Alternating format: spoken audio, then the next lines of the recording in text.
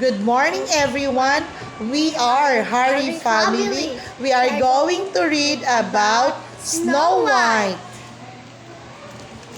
Long ago, there was a very kind queen.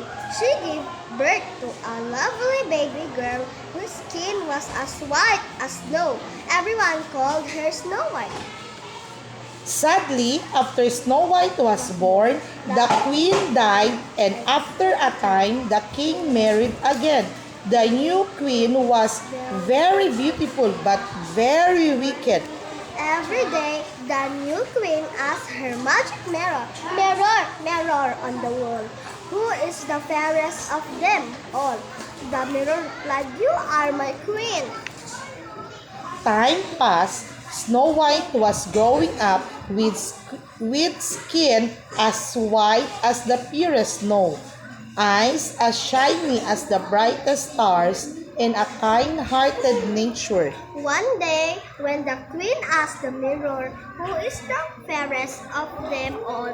the mirror answered, "Snow White is 1,000 times more beautiful than you." The queen was shocked and angry. She called a huntsman and ordered him to kill Snow White. The huntsman took Snow White away into the forest. He drew his knife and was about to kill her. Then he changed his mind.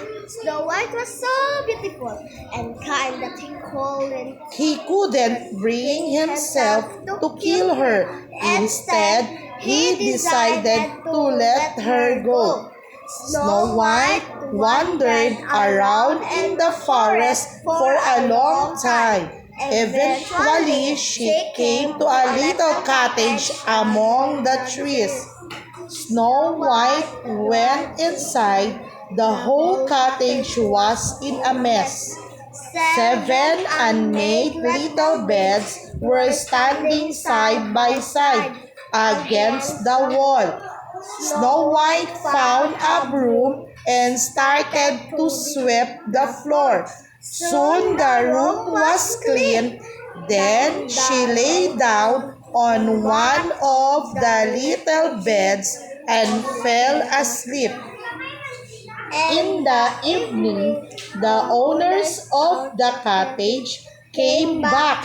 They were 7 dwarfs who were shocked to see a beautiful girl sleeping in one of the beds. Snow White told the 7 dwarfs what happened to her. They were nice, kind dwarfs and felt sorry for her, so they invited her to stay with them. Snow White said yes, and the dwarfs jumped for joy. Shortly afterwards, the wicked queen found out Snow White was still alive. She was very angry and decided to kill her with a poisonous apple. So the queen disguised herself as an old